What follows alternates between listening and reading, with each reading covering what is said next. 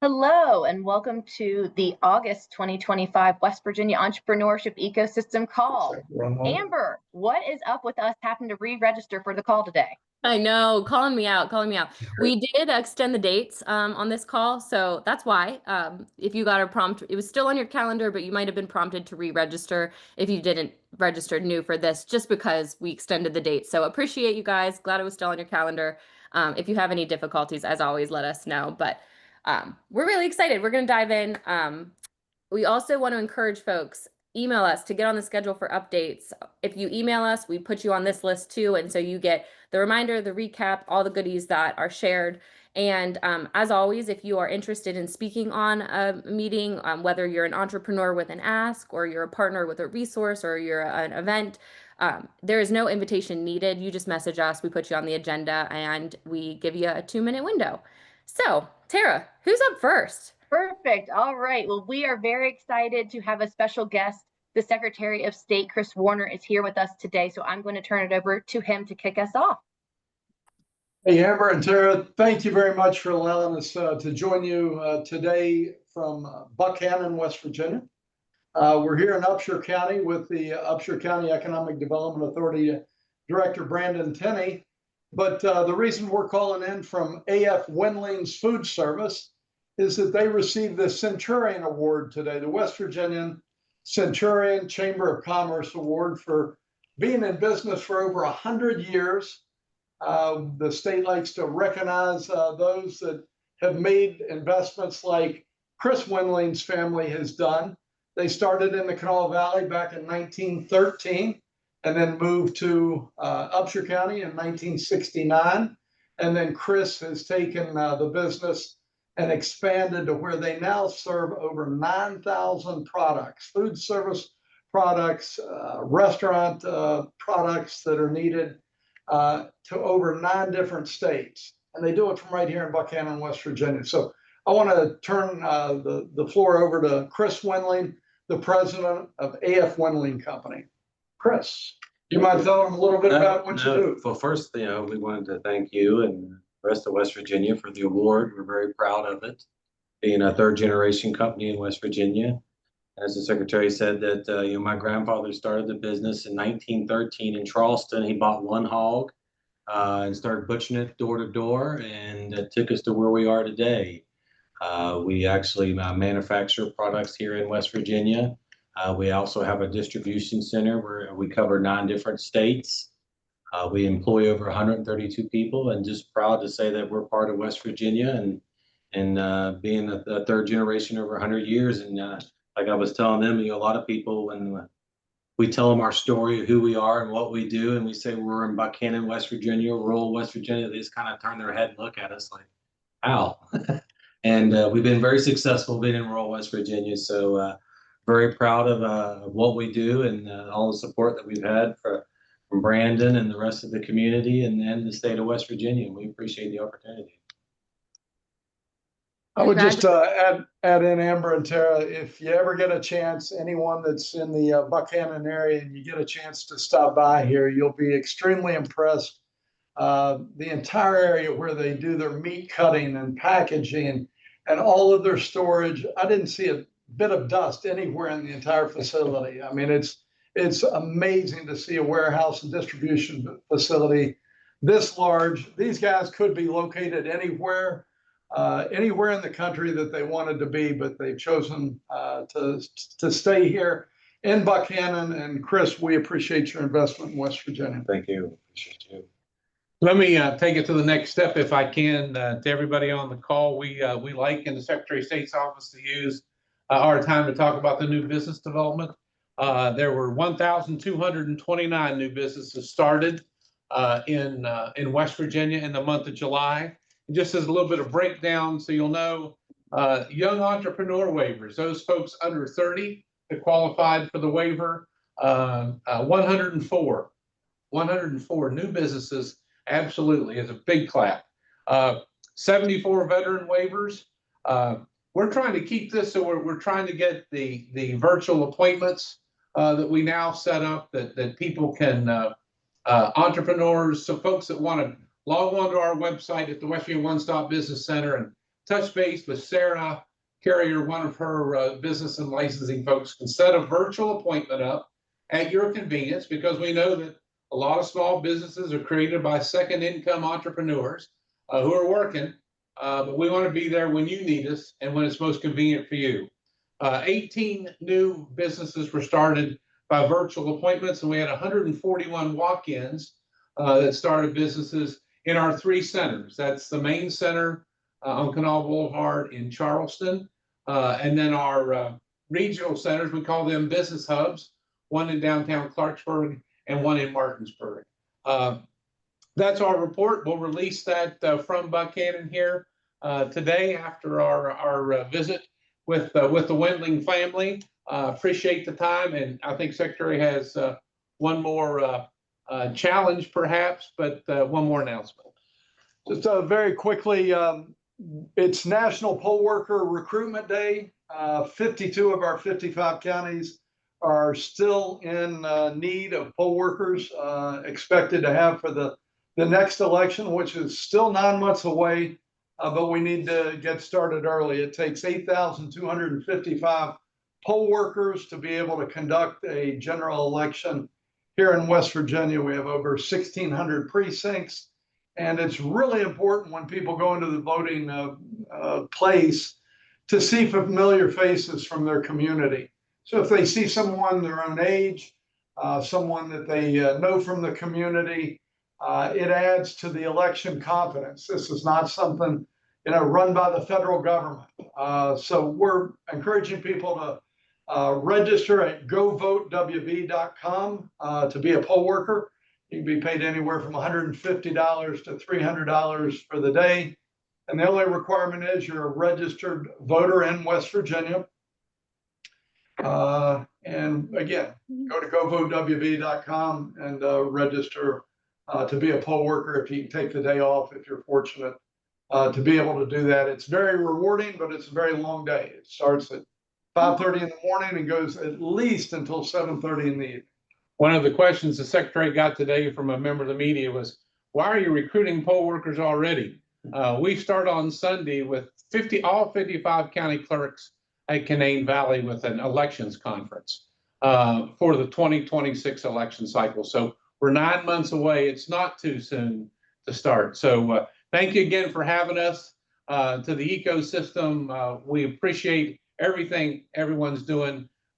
Tara, Amber, thank you again for your leadership and for including us here today. We hear a lot about new entrepreneurs, but every once in a while you hear about a 13-year-old entrepreneur that starts, was he 13 or 13 years 13 old, years old, that started in Kanawha Valley, and that company now has, same family, has 132 employees. Those are great success stories, and we like to celebrate those. So thanks again for including us today. Wonderful. Thank you so much, and congratulations. What an accomplishment. That's Thank so you. impressive. And if you have any advice that you want to put in the chat for our fellow entrepreneurs that are on, we would welcome that. So thank you. All right. Thank you. All right. Work hard. Work hard. There you Never go. give There you up. go. Never Hustle, give hustle. up. Love it.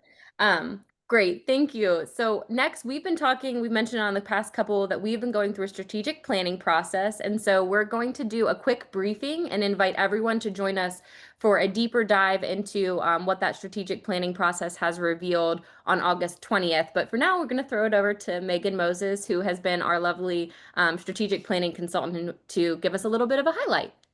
Yeah. Hi, everybody. So I'm Megan Moses, and I've been working with Amber and Tara and many of you on the strategic planning process over the last few months. I was able to actually make it to Virginia Innovations Week, so I met some of you there, and I'm really excited to be moving forward with this project. So there were kind of two different phases. One was to look at best practices around the nation.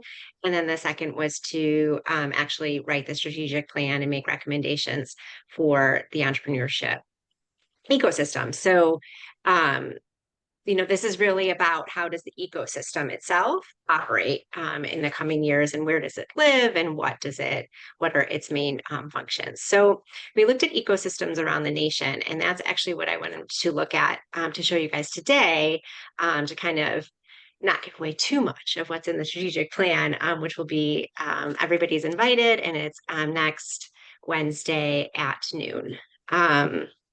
So I just have,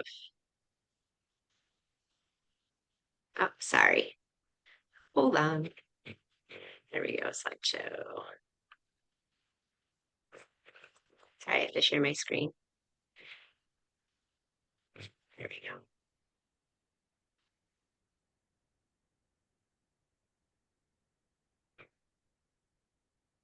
Okay.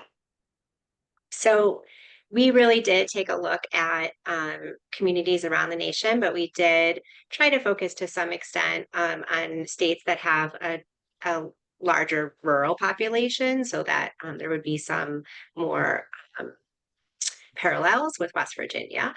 So these were the 5 main themes that we found in the best practices, and that then will reflect themselves in the strategic plan that we'll be sharing next week.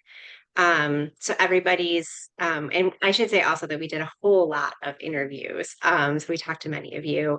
And so everybody's favorite thing to talk about is money. So capital access is a strategic lever, for sure, came up in every single one of the best practices. For example, in Tennessee and in Invest Nebraska, they both have these seed funds that they directly invest in startups while co-investing with private equity. So private capital. So that's something that, the strategic plan will be taking a look at and talk about. Another common theme was mentorship and talent development. So entrepreneurship is all about the people, right? You need to have that person that's out there starting their business when they're 13 years old and passing it down to their family, or starting it as their side hustle, as the secretary mentioned. And so you need that talent development. So an example of that was in Nebraska. They have their coaching group, which is a community-driven organization that supports entrepreneurs and helps with mentorship and networking, access to resources. That mentorship piece really being a key theme that we found throughout the best practices. Another way to say regional empowerment and localized delivery, I would say, is hub and spoke. So to the extent that it makes sense, and I think it does in West Virginia, establishing local regions and then having communities that can implement those, deliver those mechanisms at the local level. So Kansas definitely has that way of operating, and so we'll be looking at that as a model. Kansas is also, and all of the states really have partnerships with their local universities. So in Indiana, they partner with Purdue and IU, and then Kansas State in their research and extension program is an active partner for Network Kansas. And we would anticipate that, and it already is a big part of, as Tara can say, is a big part of the ecosystem here in West Virginia. And then the last thing is that sort of the data-driven strategy and iterative learning. So we look at key performance indicators. In Indiana, they do this scorecard, which I kind of think of as like a quick look every, I think it's quarterly, and kind of give a comprehensive look at the county level of like what's happening in entrepreneurship, what's happening with jobs, what's happening with new business starts, what's happening with loans. So all of that, kind of like a quick dashboard of that information, and also just having that analysis over time.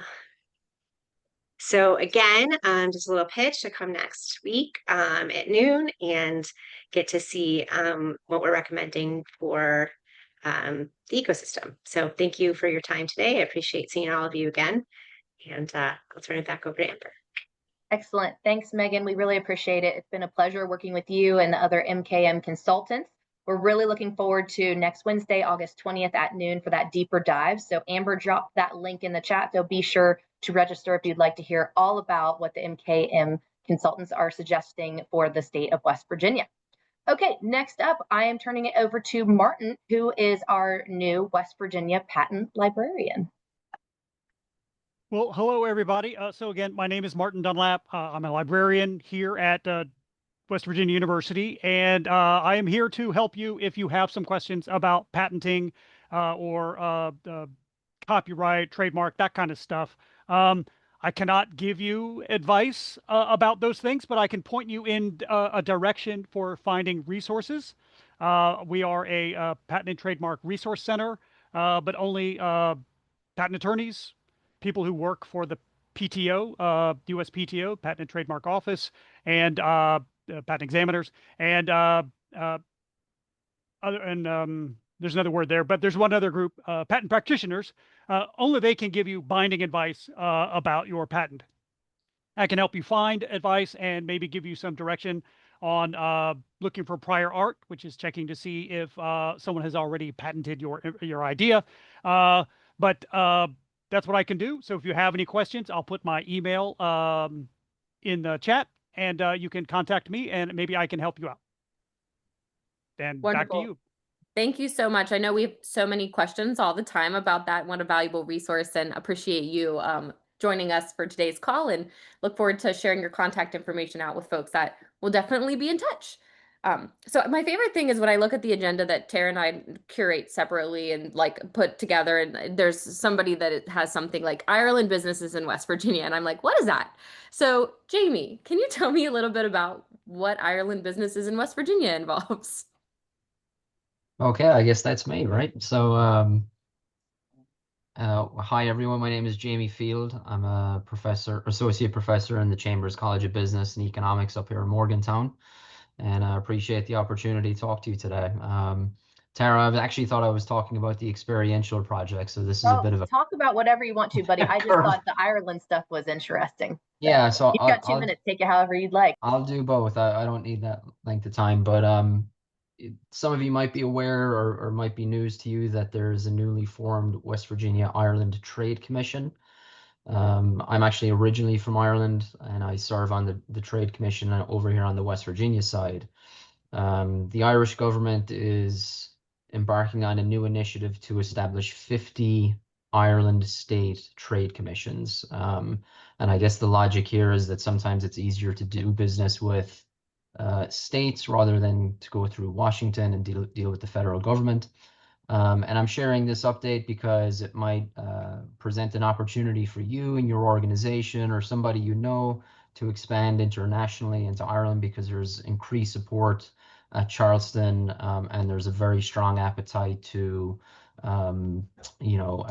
globalize West Virginia businesses. Similarly, there's also a very strong appetite to bring Irish businesses and corporations to West Virginia. Most of you probably know this better than I do, but West Virginia is a very nimble state. So it's an attractive market compared to other states like, your Massachusetts, your Illinois, your Texas, that are typically very attractive for international businesses. So be on the lookout for that. If you have any questions, or if you have a curiosity about what we're doing as a trade commission, I'll be more than happy to reach out to you or talk to you via email.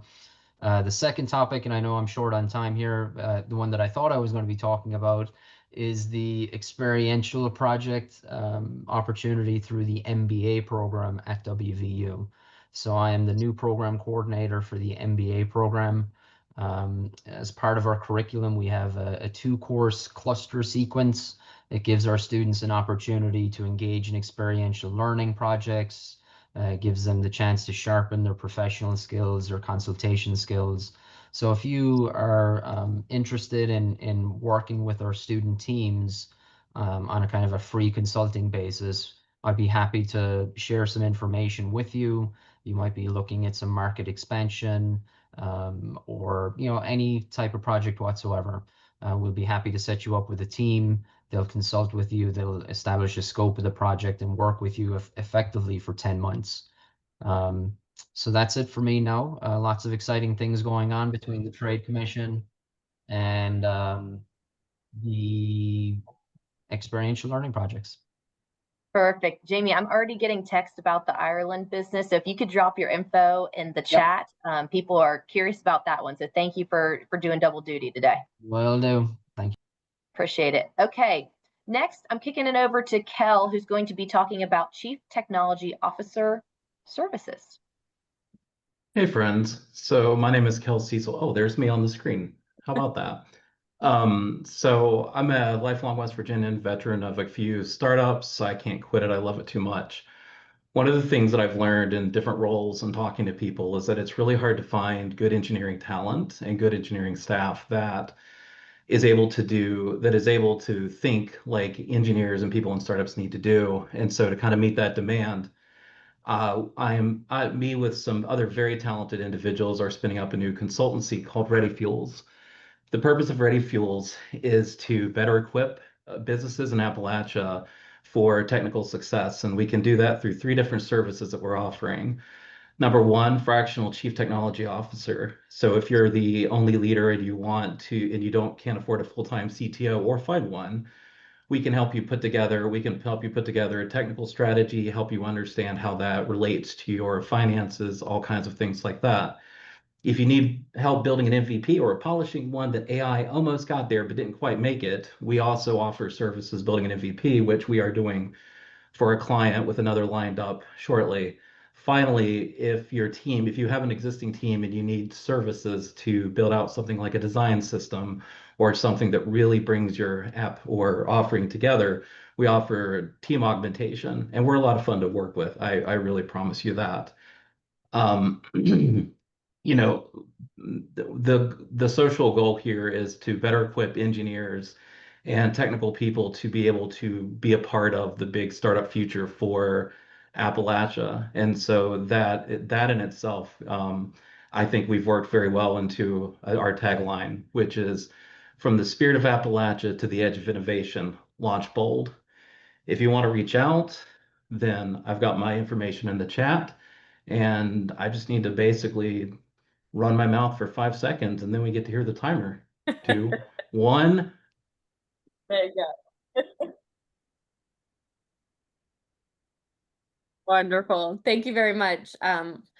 Great opportunity, and thanks for sharing your contact information in the chat. So next we have a micro lending initiative from Partner Community Capital. Jalisha, do you want to tell us a little bit about it? Yes, so I'm Jalisha Richmond, and I'm with Partner Community Capital.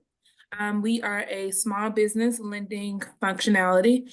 Overall, we provide loans anywhere from $5,000 over $1 million.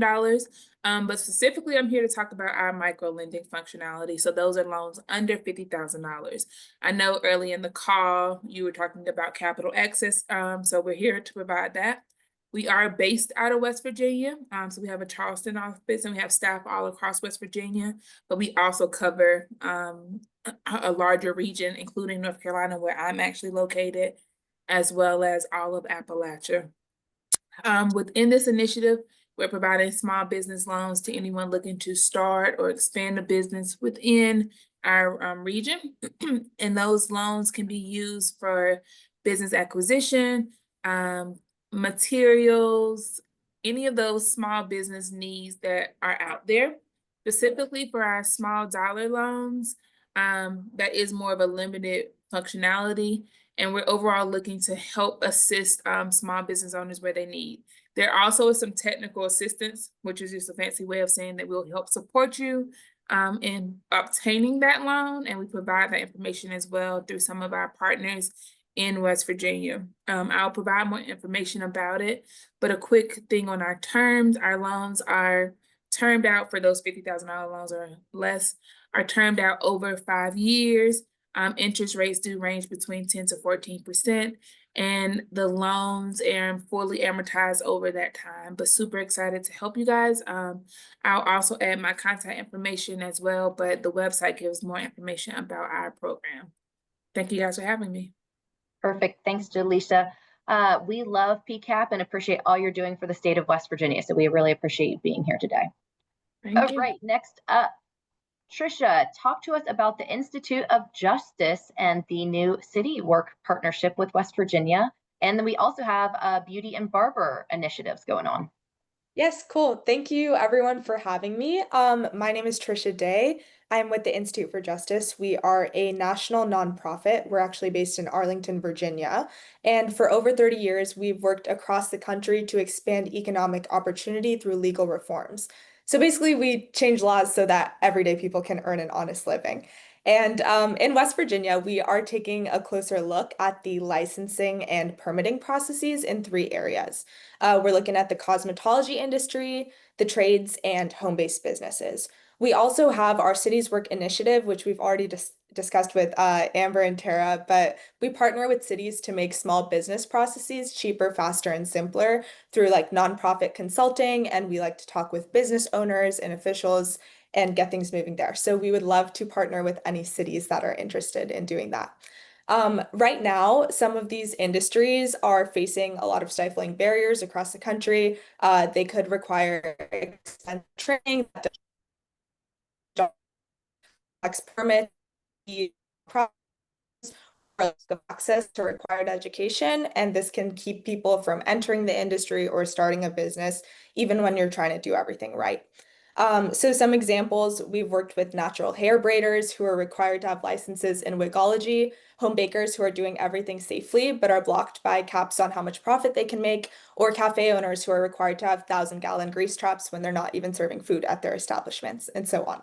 And we shape our potential reforms directly off of your involvement and feedback, as well as comparative research. So it would be incredibly helpful if we could connect with any beauty industry professionals who want to talk to us, tradespeople such as handymen, landscapers, or painters, home-based business owners such as cottage food providers, and small business owners of all kinds. And if there are any legislators on the call that would be interested in discussing our work further, we'd love to connect with you as well. Yeah, so our goal is to make it easier for West Virginians to turn your skills into a livelihood, and we want to get started doing that through these conversations. So I'm going to drop my contact info in the chat, and thank you so much. Great. Thank you so much. And we're really excited to be supporting those initiatives and encourage folks to reach out directly as well as we start working on some of that collection. So thank you. All right. Ryan, we have a new Vantage Ventures Accelerator cohort. You want to tell us a little bit about it? Yes, thank you, Amber. We do. We have a new cohort coming up. So for those who don't know, I'm Ryan Angus. I'm the Executive Director of Vantage Ventures at West Virginia University. And so we run an accelerator program for startups located anywhere in the state. You don't have to be here in Morgantown. And we do this twice a year, once during the fall semester and again during the spring semester. So this will be our 3rd cohort starting this fall.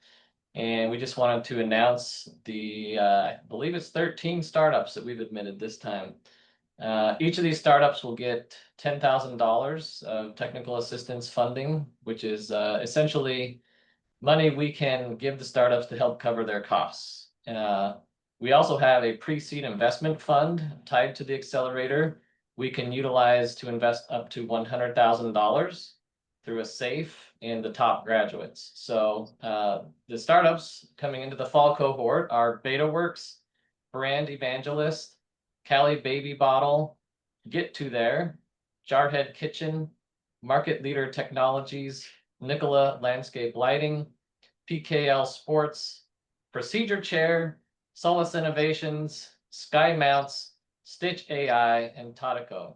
So again, these are from all across the state, and we're very excited to welcome them into the fold at Vantage Ventures starting in a couple of weeks here. Awesome. That's great, Ryan. We're looking forward to learning more about all of these new businesses and that are growing in West Virginia. So thanks for your work at Vantage Ventures. Thank you. Okay. Next, I'm going to turn it over to Daniel to talk to us about the ARC conference and community conversations. Hey everyone, my name is Daniel. I'm with the Appalachian Regional Commission. We're an economic development partnership entity between the federal government and Appalachian state governments, and we're committed to strengthening economic growth throughout Appalachia. Each year, we have an annual conference where participants can learn, exchange ideas, and celebrate success and just get re-energized for their continued economic development efforts through a series of concurrent learning lessons, networking opportunities, and related events. This year's conference is co-hosted by the state of Maryland and will be held October 6th through the 7th in Frostburg, Maryland. The theme is Appalachian Places, Growing Local Economies, and all programming will be centered around best practices for place-based economic development in Appalachia. Registration opened on August 7th and will remain open until we reach our max capacity. This tends to happen quickly, so anyone who is interested should register probably by today. Secondly, I did want to let you know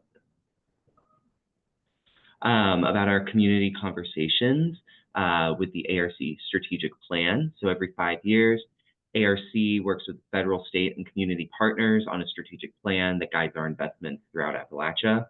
And our current plan expires next year, and so we are requesting input for our new plan. And these suggestions will shape how we innovate, partner, and invest in Appalachia from 2026 to 2030. So we need your ideas, experience, and expertise to make the plan the best it can be. We'll be hosting 3 virtual community conversation sessions next month in September. I will send you all the links, and so you can find which time works best for you. We'll also have an in-person strategic plan input session at the ARC conference on Monday at 1:30. And finally, we have a survey that shouldn't take more than 5 minutes to fill out if you can't attend either of those community conversation sessions. So I'll make sure you all get the link to each for both our ARC conference, our survey, and for our community conversation. So thank y'all. Great, thank you so much. I've been joking, it's hosted in Frostburg, Maryland, where I grew up. And so if anybody wants to go on a trail ride on my family farm and you're in town, you're welcome to my parents' farm. We'll make my sister take us out on horses. So join us. It'll be a fun time. Tara and I are also speaking about the ecosystem work. So hopefully we'll see some of you all joining us there at ARC conference. Okay, next we have the Cyber Resilience Resource Center. Frank, you want to tell us a little bit about that? Yeah, thank you. So I'm Frank Hatton. I'm the Director of Operations and Outreach here at the Cyber Resilience Resource Center at WVU. Appreciate the opportunity to speak with you today. So, imagine a West Virginia business, a community, or critical infrastructure like a town or a municipality that's just prepared to withstand cyber threats, but also where students can gain real-world experience protecting them. So that's exactly what we do here at the Cyber Resilience Resource Center. We partner businesses, nonprofits, and local towns, municipalities with students paired with a faculty or staff member to help them gain real world experience and also help the business protect themselves. And so keyword there is resilience, right? We can't solve every problem out there, nor can we be entirely 100% prepared. So we're a statewide entity. We're funded by the Appalachian Regional Commission, dedicated to helping West Virginia be as resilient as possible, especially in the most rural and underserved communities, cold country. We offer free to low cost cybersecurity assessments, tailored solutions, everything from security solutions down to just basic IT help. Maybe you're struggling with, a network, need a cybersecurity assessment. Maybe security and awareness training, compliance help, networking issues. We work alongside different entities that help them deliver and help them meet their goals, essentially, at the end of the day, while helping train our students, our best and brightest. So, it really helps organizations get the support that they need without high costs of any consulting. And I can't say exactly it's 100% free because, you may have to purchase a software solution, but just know we are here and we would love to talk with you and help you strengthen your business and help you with any challenges that you may have. So I'll put our link in the chat here. Appreciate the opportunity to have a moment to speak with you. Thanks, Frank. We appreciate that. I know that there are lots of businesses out there that are concerned about that. So we really appreciate your service to the state of West Virginia. All right, next up, my buddy Brian talking about the Advantage Valley updates. Over to you. Sorry, I had too many windows in front of my screen and I was like, oh my gosh, where's she at? Yeah, so can Marjorie share her screen real quick? Yep. I let her, and I gave you an extra 20 seconds because you looked like you needed I looked it. confused. I was like, where's the screen at? Yes. So we have a couple of things coming up. Tonight, actually, we have we're continuing our childcare workshop series where we bring in a number of different service providers like the health departments, the fire marshals, the folks from Connect, ourselves, and SBDC and a few others are there just to be like one central location for someone who's looking to start or grow their childcare business. So it's turned out to be a really really successful thing we've done in almost all of our counties. We have a few more left to do. But pretty excited about that. And next would be, did she take my screen away? Oh, here we go. Yes. So we have a marketing series coming up. We had done this last year in Charleston. This is a 3-part series. The first Tuesday is about your brand. The second Tuesday really talks about a strategy that you can develop to get your brand out there. And the third and final one is how you implement that.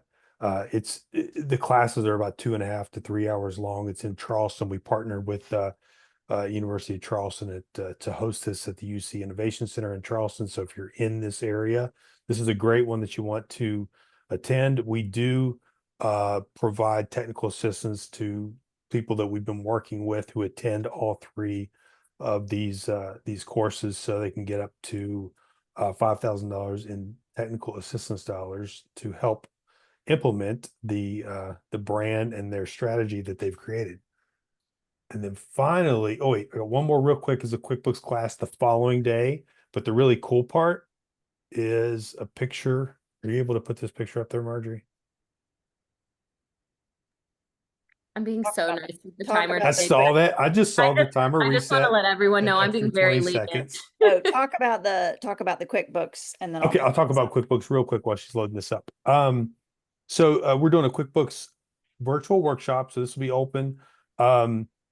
You'll be able to, we're going to have a walkthrough. So it's QuickBooks Online. You'll be able to learn how to set up your account and set up all your categories and everything like that, and actually walk away from the class with something tangible, as opposed to just getting an overview of QuickBooks. Pretty excited about that. But the last thing that was just up there, Sorry. I know this is pretty cool though. Hey, we just got a major award. Kind of like the lamp. I know Tara got that. Sorry. Right? We did the Faster West Virginia program was recognized at the SEDC conference. And Tara was there to accept the award for the work that we've done here in our region. Pretty Awesome. excited. Thank you guys. Thank and you. The timing music went out perfectly for It that. did. Thank you. Thank you. We'll be sure to put all that in the follow-up as well. So All right. appreciate Thanks. that. All right, Cassie, what's going on with the Backyard Brawl? Seeing some good stuff on LinkedIn. Thanks. Yeah, I'm here standing in for Arian Olish today. She was traveling, so isn't able to speak. But I would love to tell you all about our event that's coming up in September. So it's September 11th and 12th.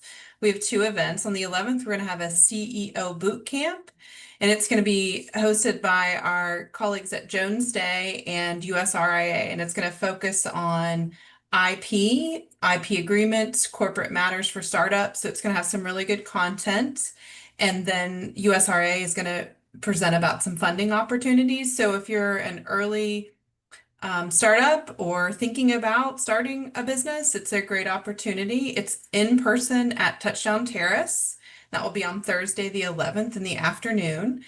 And then on Friday, most of the day will be spent at the Marriott for our pitch and innovation competition. So we'll have some pitch tracks, some speakers, some tabling, and we're going to close it out with a networking reception. So we'd love to see everybody there. Both events are free to attend, and I will put links in the chat. And if you have any questions, you can certainly reach out to myself, Ariane, or anybody in the office. We have opened up the Evolving Energy pitch track, and that pitch track is for any energy focused company. And I can put that in the chat as well. So that will be competition for technical assistance funding. We usually have at least 100,000 in technical assistance to put towards that. So if you are an energy focused business or know of energy focused business, please share that. The other two pitch tracks are going to be a general and we believe are going to be a general and a bio. Those are going to be invite only. So Ariane will be working with the office to kind of get some groups in for that. So please let me know if you have any questions and share wide. It's going to be a really fun day. And if you stick around in Morgantown, Saturday is the Backyard Brawl game. So you can catch all three in the same week. Thanks so much. Perfect. Thanks, Cassie. I'm looking forward to the Backyard Brawl, just a couple weeks away. Okay, next up, we're going to turn it over to Katie to talk about the 2026 Ag Launch 365 Accelerator. Thank you so much, Shara. I appreciate the opportunity to connect with you all today. I'm Katie Ellis, the Appalachian Agri-Feed Regional Innovation Cluster Lead with Ag Launch. Ag Launch is building a national network of farmers that is influential enough to reorient downstream markets by using equitable tools to pursue those markets. I help lead the build out of our farmer network, generate deal flow, and regional opportunities across Appalachia. A little bit more about my background and how it relates to agriculture and what we're doing. I grew up on a hog farm in the region and have spent my career working in food and ag, focused on building theory to practice approaches and building businesses. Ag Launch is launching our call for startups to participate in the 2026 Ag Launch 365 Accelerator. This isn't your typical accelerator. We take early stage ag tech startups from the lab to the field and put them to work directly with our farmers. Our farmers are the kind of farmers who'll tell a startup why what they're doing won't work, how it could work, and what other applications would be. So they're tinkering all the time and they're co-building with startups. We have a national network that spans over 150 crops, all major types of livestock, and allows us to give founders real world trials, deep market insights, and rapid iteration. So founders get up to $100,000 up front if selected to participate with the opportunity for milestone-based follow-on. What they give in exchange is 10% equity with founder-friendly terms, willingness to iterate, and to be part of this unique effort. So we're looking for intelligent farming systems, regenerative biologicals, farmer-centered data platforms, regionally adapted innovations, and a full stack of agrobotics. Applications are open now and will close on September 15th. So perfect timing. I'm dropping my contact information and a link to more information in the chat. Thank you all so much. Thank you so much. What a great opportunity. So please feel free to check that out. And we appreciate that coming across our radars and looping it into this call. So thank you. All right, Mark, I think I'm going to introduce you and you're handing it, right? Yes, I'm going to steal 2 seconds of 2 announcements before the handoff. So I'm Mark Burdett, Deputy Director with the SBDC. We have a Grow with Google with AI event in Beckley, August the 19th at 10 a.m. Everyone's invited. You must register. We'll send out more details for you guys to be able to do that. And we have 2 open positions at the SBDC, a network navigator and network communicator position. And we will be submitting more information to the ecosystem on those opportunities, but I wanted to verbally tell you guys that. And then I'm going to hand my time off to one of our new business coaches at our Upshur County EDA Center, Lila Grandstaff. Lila, take it away. Okay, thanks, Mark. I'm Lila Grandstaff, and I'm with the Upshur County EDA, the Small Business Development Center. And we serve 5 counties: Upshur, Lewis, Randolph, Barber, Webster, and some of Gilmer. Just to tell you a little bit about myself, most of my career was done in higher ed. I left higher ed in 2022, and I moved over to sales and marketing. During my time with higher ed, I was in student services. So I was working with students and helping them. And at that point in time, I built a business etiquette program and opened a business. I no longer do business etiquette, but I do some pro bono dinners and things like that. The last 3 years I was in sales and marketing, and now I'm with the SBDC. One thing I do want to say is a common thread that runs through my career is helping others reach their goals. If it's a college degree, buying a new home, or now starting a business. And there's no more pleasure for me than to see someone else reach their goals. So I'm excited to be on the team. I look forward to working with everyone, and thank you. Great. Thanks for joining today, Lila. We're looking forward to working with you. Thanks. Next, Michelle, talk to us about what's any updates that you have, maybe some Trailblazers updates. We do have Trailblaze is our event that we are going to have here in Fairmont on October the 1st. Doors open at 8 a.m. and we're going to be doing a lot of information that will help entrepreneurs or wannabe entrepreneurs or resource providers. And so we're going to be talking about social media, how to grow your team, how to manage that money, and then having a really great keynote speaker, David Weibel, will be in talking about his F4 program. And then you can meet some of the funders within the area. So I invite everybody to come join that. I'll put a link in to sign up for that in the chat.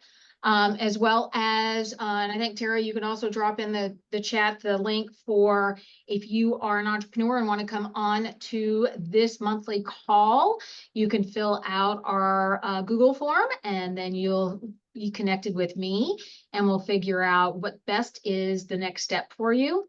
And Tara, I'm going to go ahead and also put a link in if you are ready for funding and want to be connected to any of the venture or angel groups in the state, there is an application that you can fill out. So I'll put that link in the chat as well.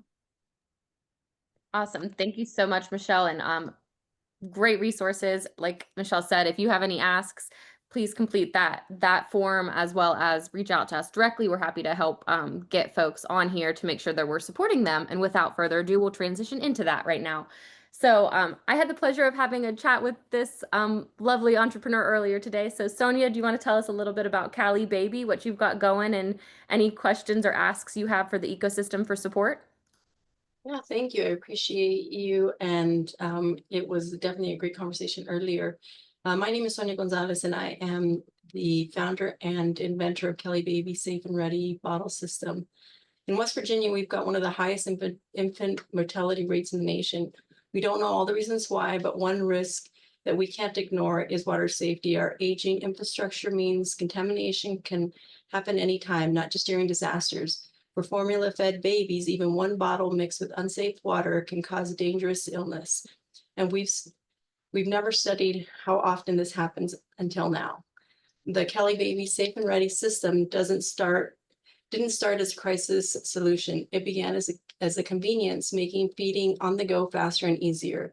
But we quickly realized this same design could save lives by removing the risk of contaminated water. Now, right here in West Virginia, we're preparing to take the leap. Our patent dual pouch bottle keeps the powder and the sterile water sealed apart until the moment that you mix it. No more contamination, no measuring, no boiling water. It works at home, hospitals, anywhere clean water. It isn't guaranteed, and it stores for 2 years without refrigeration. In partnership with West Virginia University, we're launching the first study to measure how big this risk really is and how we can prevent it. This is where Cali Baby Safe and Ready will take flight.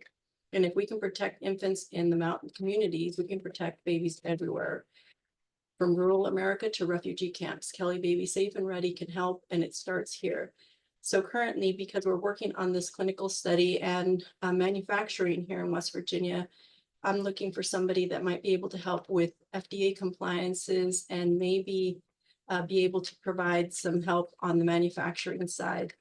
This will be a whole new business for me here.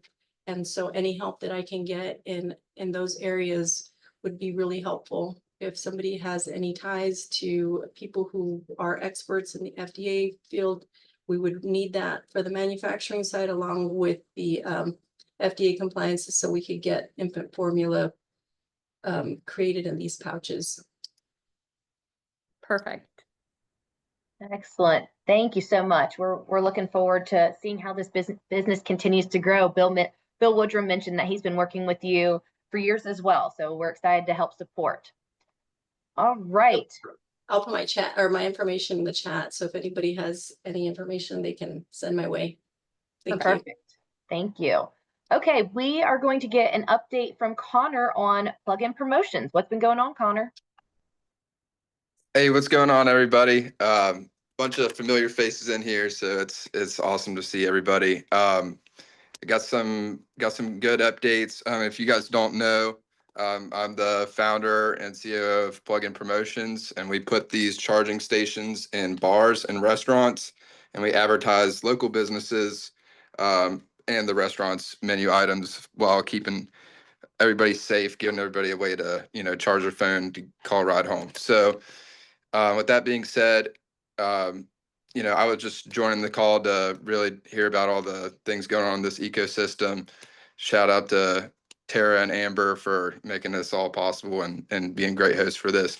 But so we took the Ignite money that we won and we have bought a bunch of new charging stations.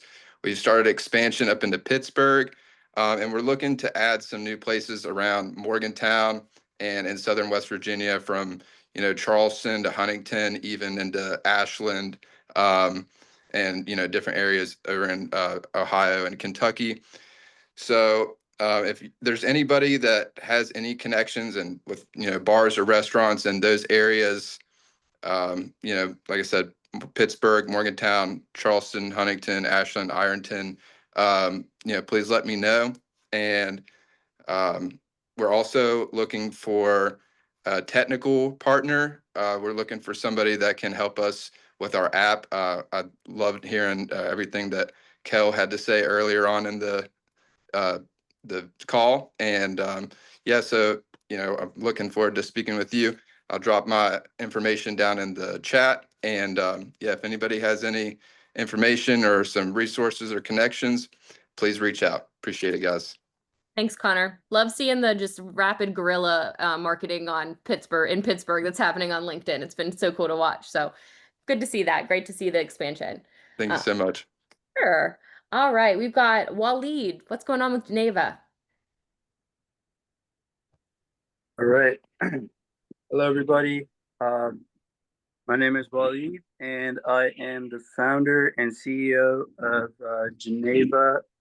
Geneva stands for Generative AI Voice Assistants, and for anybody who hasn't heard of us yet, we make real-time humanistic voice agents that can take over phone lines at any business, really. But the vertical we're focused on is restaurants. We're part of Vantage Ventures, and we're one of the companies they invested in. And we received funding recently. We're in the final stages of internally just completing the handover of our product and doing some internal bug testing. And finally, after 9 or I guess more months of searching, I have a US-based founding engineer who's had most of his career working with the DoD. I've hired him as our founding engineer. We also just yesterday hired a fresh computer engineering grad straight out of WVU, very talented young kid, and we're super excited about him. We've also added a master's holding data scientist to the team, 13 restaurants. So really at this stage, we are just gearing up to get this new team acclimated to how we do things and to just launch and see how that goes, and just as an ask, at this point, I have been able to, build up a reasonable team of people locally, but any experts or anyone that does have like a passion for voice AI specifically, being such a vast field, please, shoot them our way. We constantly can learn from people. So that would be the main thing. And then if there's anybody who has expertise or experience with financial projections, and just, that's also something that I would love to get some guidance and an actual professional on. All right, that sounds great. Thanks, Waleed. So we will look to find you connections to AI experts and some people that have expertise in financial projections. Looking forward to watching your business grow. All right, so last but not least, we have the brothers, Ryan and Evan, who have the company Bus Buddy, and they're student entrepreneurs from UHS. So we're going to turn it over to you guys. Yeah, thank you for giving us the time to speak today.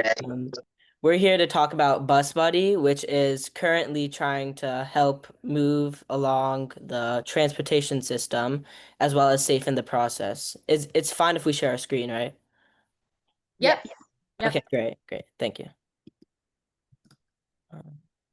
Share. Here we go.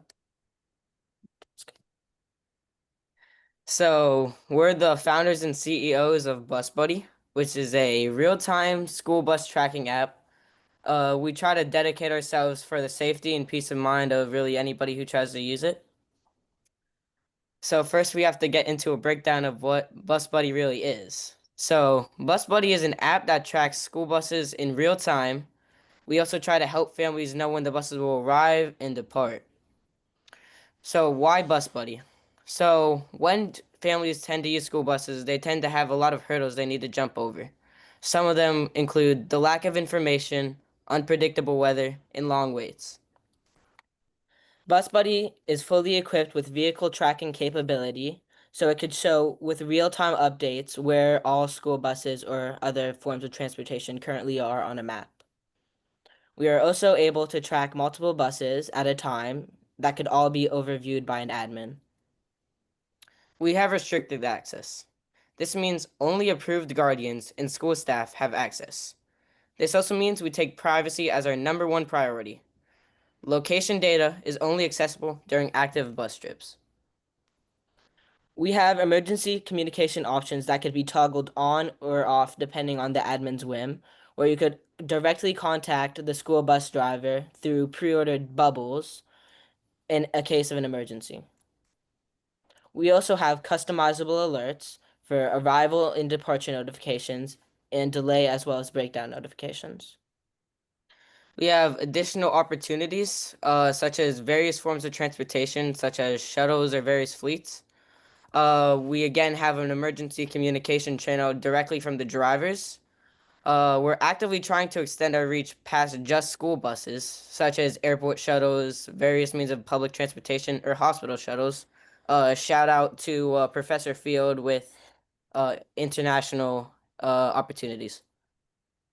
Here's what we need. We're looking for any connections regarding fleets that we could serve. Technical skills or funding would be really nice. Anybody who would have a use for the app, we would absolutely love to hear from you. Thank you for being here and listening to our slides. It's been an honor giving our presentation to you guys. Thank you, guys. Pass it back over. Thank you so much. I know there's been several people putting their feedback in the chat for you guys too. We'll make sure we get connections if you can just pick their brains. But awesome job. I know that this can be a little intimidating, and you guys did great to get on in front of this many people and do a pitch as I believe sophomores in high school. Am I right? Yeah, we are. Sophomores. That's so impressive. So congrats to you guys. You guys are rocking it. So. All right. Well, Anne, it looks like we do have a couple of extra minutes if you want to give your quick update. Thanks for your patience as we got through our entrepreneurs. Oh my goodness, this is so exciting. I'm so grateful to you, Amber, for speaking last Tuesday about the ecosystem, and it's good to see so many people on the call. I'm really excited to say that we have our list of our Sweet 16, the semifinalists for the Hayhurst Invitational, and which should now be in the chat. It was super tough. We have way more amazing entrepreneurs out there than we have spaces for. So we're super excited. We're super excited to share that information.